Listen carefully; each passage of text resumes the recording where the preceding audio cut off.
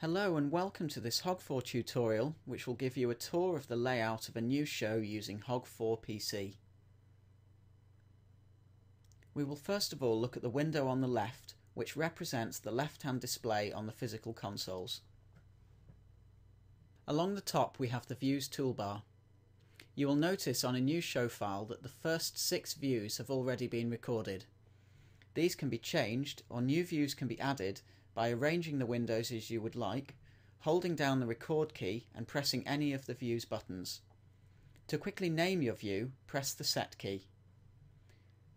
Views also recall the different settings and scroll bar positions within Windows, so make sure you have made any such changes before you record. You can cycle through different banks of views by pressing the arrow button. By holding down the pig key and pressing the arrow button, you can cycle backwards through these views. The Views directory can be opened by pressing the Views button followed by the Open key. You can rename your views here and also select whether they will be additive or not. To change this option, either double click on a cell or alternatively you can touch the cell and press the Set key. At the bottom of the screen we have the Playback toolbar. Information for lists, scenes or group inhibit masters is displayed above each of the 10 playback faders. On the physical consoles, this information is displayed directly above each fader. For whichever fader is chosen, an expanded version of this information is displayed here. 3 key pieces of information are displayed to the left-hand side of the toolbar. We have the level of the Grandmaster, which page we are on, and below that, the status of the rate wheel, which on the Hog4 console is changed by pressing the Rate key. We will now move over to the right-hand display, and at the top we have the Windows toolbar, which is primarily used for manipulating windows to form your views.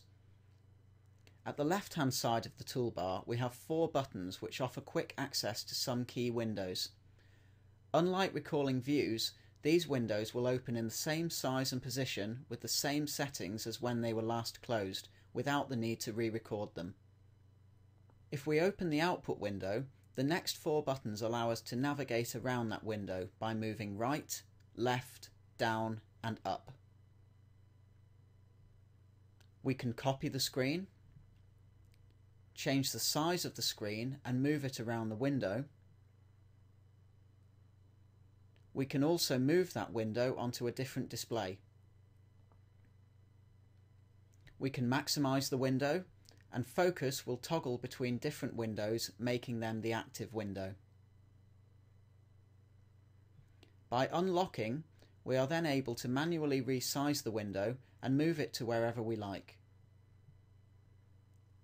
Finally, pressing close will close the active window, and close all will close every window on all your displays. If your console doesn't have the close all button, then it's handy to record a view with no open windows and call this view Close All. Moving down to the bottom of the display, we have 4 toolbars. Firstly, the soft keys, which is a dynamic toolbar which changes depending on the action which you're performing, such as pressing record or holding down the Open key.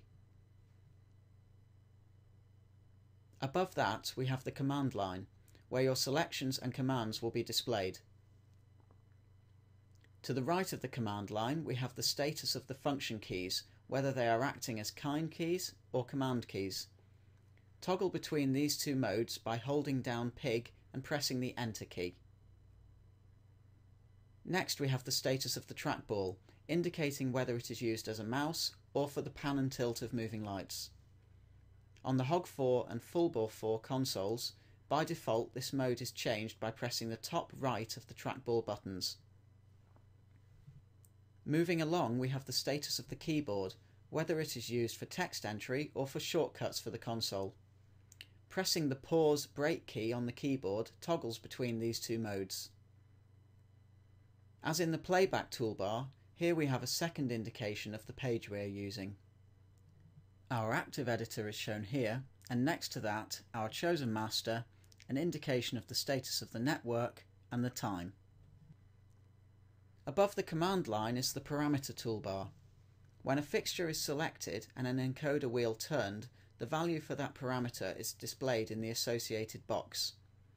The wheel sets available here are changed by selecting different kinds, such as position, colour and beam.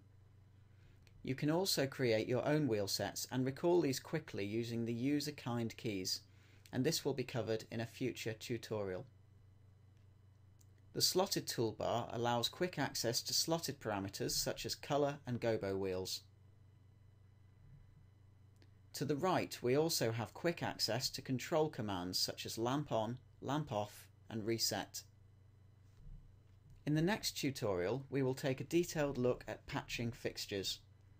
Thank you for watching.